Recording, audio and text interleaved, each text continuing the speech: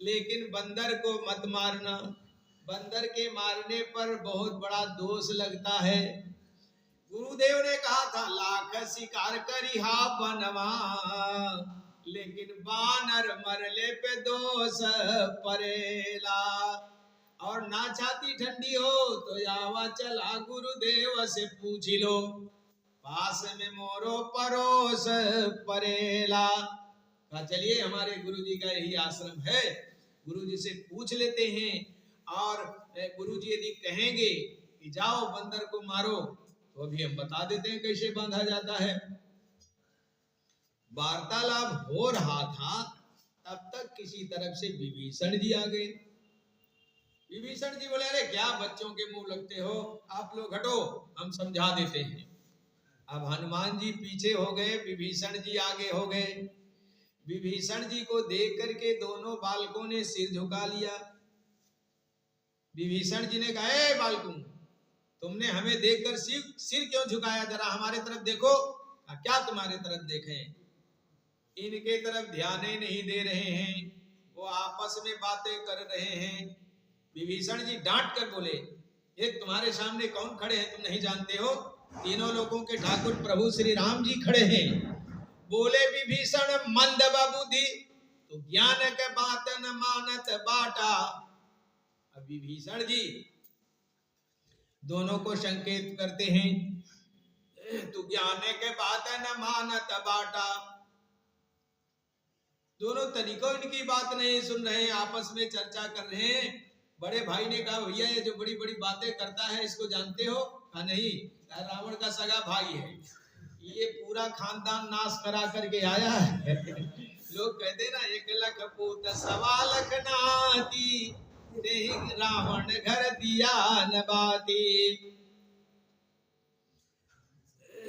बोला लव कुछ भैया सुना, बातक बाटे विभीषण ज्ञानी, और राम का पाव दबावत ही वरासत में पवले राजधानी। कहा इसको शर्म नहीं लगी, ये ब्राह्मण होकर के छत्री के पैर दबाया, जरी बरी लंका लेकर के अपनी छाती को ठंडी कर रहा है। ये बात है के बाटे विभीषण ज्ञानी, कहा राम का पाव दबावत ही वरासत में पवले राजधानी।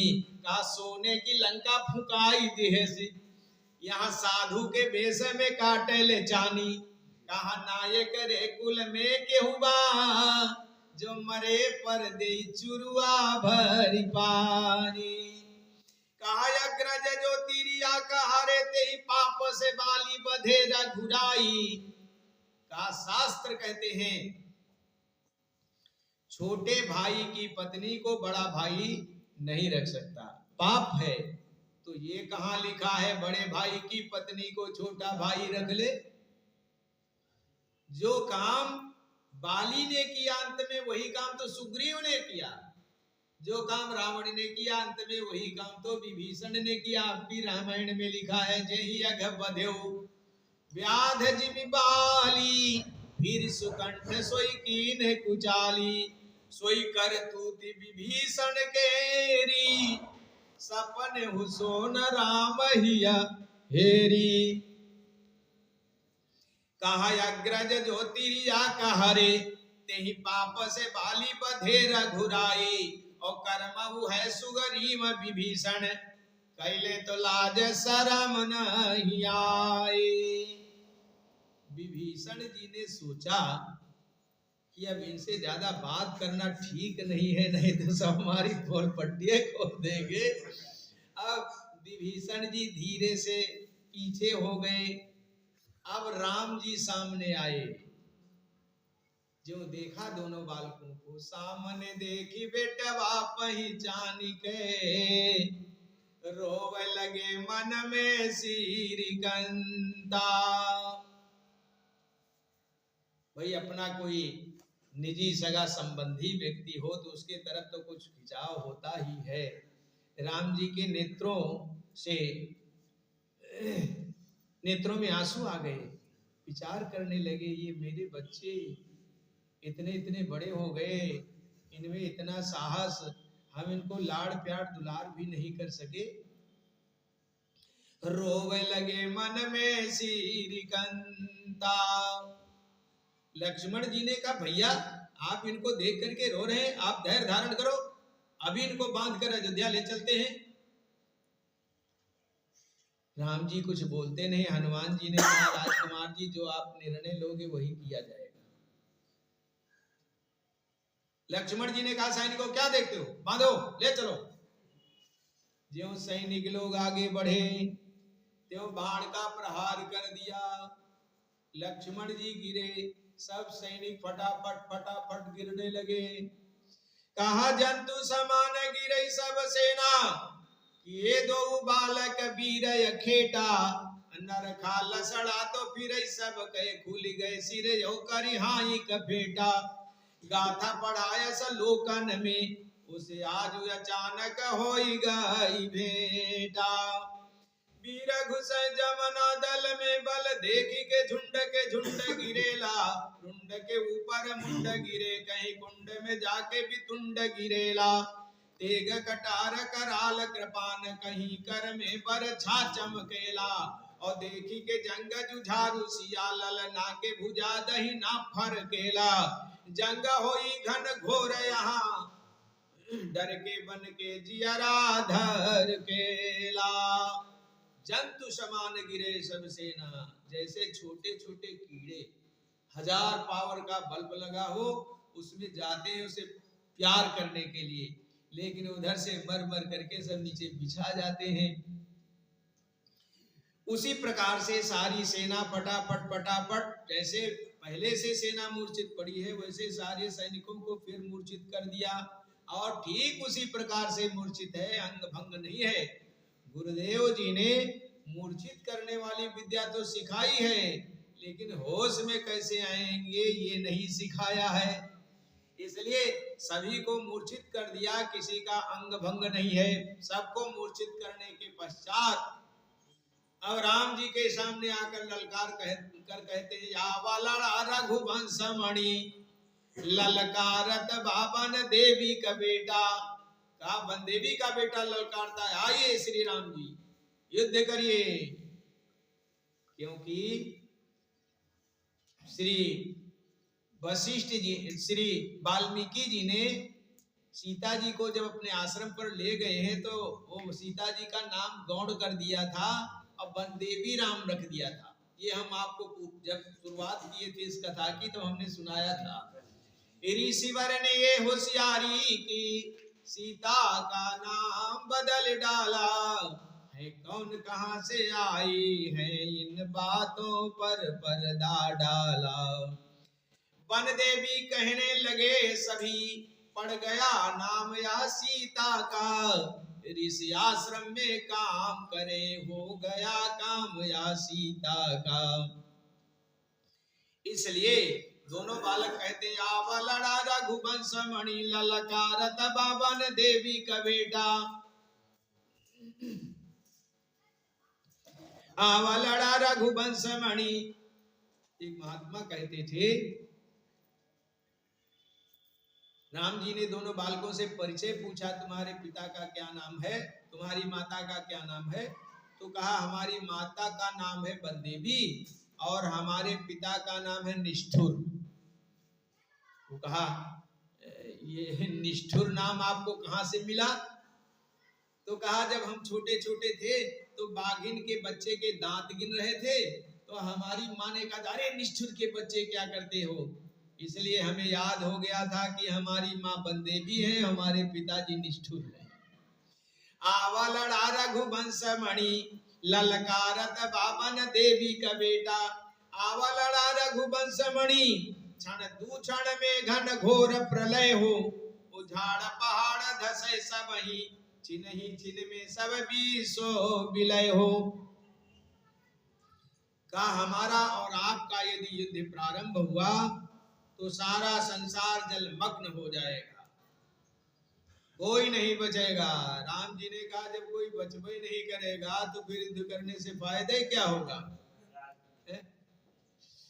इसलिए देव कहा आवा लड़ा रघुवंश मणि क्षण दू क्षण में घन घोर प्रलय हो। उजाड़ पहाड़ धसे सब ही छिन में सब बीसो विलय हो। राम जी ने कहा जब कोई रहा ही नहीं जाएगा तो युद्ध का क्या मतलब होगा। इसलिए जो कहा आवा लड़ा रघुवंश मणि त्यो राम दुलारी के पूछा न लागे। सही अब बहादुर हो दोनों भाई हम तुम्हारे संग ना लड़बई लेकिन आपन देहु पता बतलाई। आप अपना परिचय दे दो, आप किस सौभाग्यशाली के पुत्र हो। कहा हमारा परिचय जानना चाहते हो। कहा तो बालक बोला लवकुश नाम हव है घरवा। वही जो फूस की झोपड़ी दिखती है वही घर है हमारा। जोड़वा है भाई और वाल्मीकि जी के शिष्य हई। अब पई के न जानी अकेली बमाई। काम पिताजी को नहीं जानते, हमारे पिताजी कैसे हैं। हमारी अकेली माँ है वही हमारी सेवा करती है। ज्यों कहा हम पिताजी को नहीं जानते। अभी तो राम जी मन में रो रहे थे, अब एकदम सर रोने लगे। कहा प्रेम वियोग घटा बन गए दो नैनन कोरन में बरसैले। अकोरा में लेके दुलारे बदे अखियां तरसे मनवा तरसैले। फेकल झाड़ फुलाइल देखी। राम जी की क्या स्थिति हो रही है, जैसे किसी पेड़ को हमने निकम्बा अथवा खराब सड़ा समझ करके अपने आंगन से उखाड़ करके फेंक दिया हो और वो ऐसी जगह पड़ा हो कि अपने से लग गया हो और उसमें फूल फल सब आ गए हों। और कभी हम घूमते हुए गए, देखा, कहा अरे ये तो वही पेड़ है जो हमने अपने आंगन से निकाल कर फेंक दिया था। राम जी विचार कर रहे हैं, सीता जी को तो हमने अयोध्या से बाहर कर दिया था, यहाँ इनके दो दो बच्चे भी हो गए। इसलिए राम जी के नेत्रों से सरसर आंसू चलने लगे। छोटे भाई ने कहा भैया लगता है अब युद्ध नहीं होगा। क्यों? कहा तो हमको देख करके रो रहे हैं, अब क्या लड़ेंगे। बड़े भाई ने कहा भैया तुम नहीं जानते हो, जो अच्छे सज्जन लोग होते हैं उनका ऐसे स्वभाव होता है। ये क्यों रोते हैं तुम्हें मालूम है? कहा क्यों रोते हैं? कहा ये हमारी व्यवस्था को देख करके रो रहे हैं। न खाने की कोई व्यवस्था है, न पहनने की कोई व्यवस्था है, न सिर त्राण है, न पद त्राण है, और इनमें इतना साहस। बड़े भाई ने कहा भैया जो अच्छे सज्जन लोग होते हैं उनका ऐसे स्वभाव होता है इसलिए रो रहे हैं। छोटे भाई ने कहा भैया इनको समझा दो, इसकी चिंता ये क्यों कर रहे हैं। इसकी चिंता करने वाले तो हमारे गुरुदेव अभी जीवित ही हैं। तो बोला ललोई पता सुनी गए प्रभु नैनन सो कहे नीर बहेला। अतु जनिहा दुखिया न हमें श्रृंगार है वीर का नंग रहेला। कहा हमारे गुरुदेव ने सारी व्यवस्था कर रखी है लेकिन हम वस्त्र धारण नहीं करते, इसलिए क्योंकि ये वीरों का श्रृंगार है। एक पहलवान दूसरे पहलवान के शरीर की बनावट को देख करके ही समझ जाता है इसके शरीर में कितनी ताकत है। नहीं तो हमारे पास में सारी व्यवस्था है। ये श्रृंगार है वीर का नंग रहेला। कहा माई का नाम जो जाना चाहो तो लोग उन्हें वन देवी कहेला। कहा हमारी माँ का नाम वन देवी है। वन देवी आकर के जब युद्ध विराम कराएगी तभी युद्ध विराम हो सकता है। तुम्हारे सिलेंडर बोल देने से युद्ध विराम नहीं होगा।